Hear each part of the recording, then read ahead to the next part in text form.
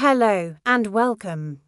Today, we're diving deep into a story of divine guidance, narrow escape, and unwavering faith, the flight into Egypt. It's a powerful narrative that unfolds right after the visit of the wise men, a moment that should have been peaceful but was filled with looming danger. In the quiet hours after the Magi departed, the little town of Bethlehem lay wrapped in sleep. The brilliant star that had led them still lingered in the sky, its light now soft and watchful, like a silent guardian. Inside the humble stable where Jesus was born, Joseph, his earthly father, slept uneasily. The recent events were extraordinary, but a sense of foreboding hung in the air. Suddenly a light filled his dream, and an angel of the Lord appeared before him, radiant and urgent. The angel's voice was as clear as a trumpet, yet as gentle as the dawn. "Rise, Joseph," the angel commanded. "Take the child and his mother. Flee to Egypt at once. King Herod seeks the little one to destroy him." The message was chilling. Herod, the powerful and ruthless king of Judea, felt threatened by the prophecy of a newborn king. His friendly inquiries to the wise men had been a mask for a sinister plot. Now his intentions were laid bare. Joseph awoke with a start, his heart pounding in his chest. The dream was so vivid, the warning so clear. He didn't waste a moment questioning it. He knew it was a message from God. He gently touched Mary's shoulder, careful not to wake the sleeping infant she held. "Mary," he whispered, his voice full of urgency. "We must leave now. God has warned us." Mary, whose heart was already accustomed to divine mysteries, rose without a single question. She looked at her husband, saw the gravity in his eyes, and knew they had to act. She wrapped the sleeping Jesus even closer, his tiny body warm against her heart. He was the Son of God, yet he was also her vulnerable child, and her maternal instinct to protect him was overwhelming. By the dim, flickering light of a small oil lamp, they began to prepare. Their possessions were few. They gathered what little they could carry: a warm blanket to shield them from the cold desert nights, a skin filled with precious water, and a small pouch of bread, enough for a few days. Every movement was quiet, deliberate, and swift. Joseph led their faithful donkey from its corner. He saddled it quietly, his hands moving with practiced ease. Then he helped Mary and the child settle upon its back.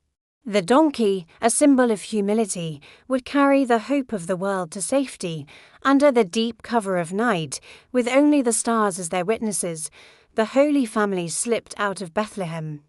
The town was silent, its inhabitants unaware of the divine drama unfolding in their midst.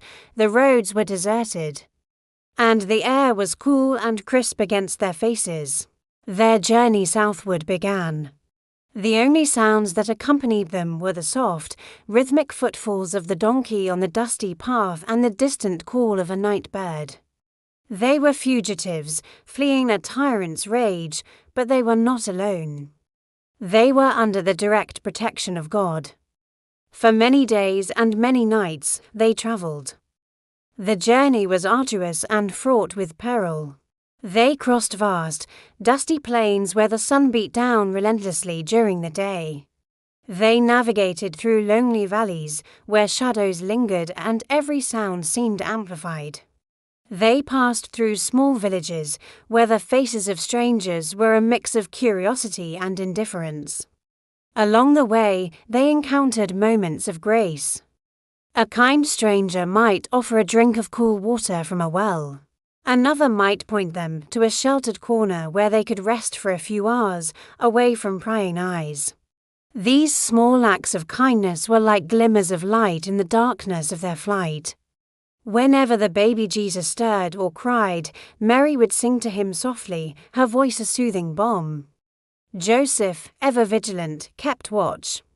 He walked beside the donkey, his eyes scanning the horizon, his mind constantly replaying the angel's warning. His role was clear: to protect his family. Finally, after what must have felt like an eternity, they crossed the border into the ancient land of Egypt.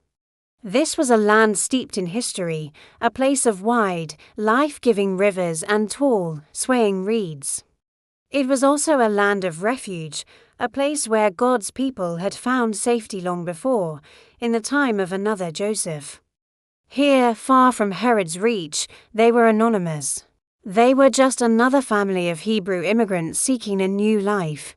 Among kind strangers who did not know their incredible story or the divine identity of their child, the Holy Family found the safety they so desperately needed.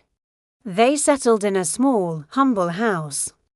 Joseph likely found work as a carpenter, using his skills to provide for his family. Mary cared for Jesus, watching him grow. They lived quietly, their days marked by simple routines, always waiting, always listening for God's next word. They didn't know how long they would be there, months or perhaps years. They simply trusted.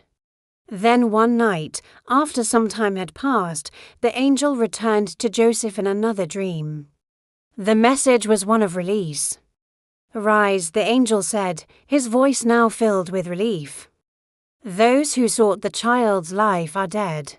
Take the child and his mother and return to the land of Israel." King Herod's reign of terror was over. The threat had passed. Once again, Joseph obeyed without hesitation. The very next morning, they packed their few belongings and began the long journey home. They set out once more. This time traveling north, their hearts lighter, their steps more hopeful. However, upon nearing Judea, Joseph heard that Herod's son, Archelaus, was now ruling in his father's place. Archelaus was known to be just as cruel, and Joseph was afraid to go there. Guided by another warning in a dream, he changed his course. He took his family to the region of Galilee, a safer and more familiar territory. They came at last to the small, quiet town of Nazareth, the town where Mary had first received the angel's announcement. Here, far from the political turmoil of Jerusalem, they could finally settle. In Nazareth, Jesus grew from a child into a young man. The Bible tells us he grew and became strong. He was filled with wisdom, and the grace of God was on him. He was saved from a king's wrath so that he could one day save the world. This incredible journey, guided and guarded by his heavenly Father every step of the way, was a crucial chapter in the greatest story ever told. Thank you for joining me on this journey today. If this story touched your heart, please like, share, and subscribe for more content that explores the depths of faith. See you next time.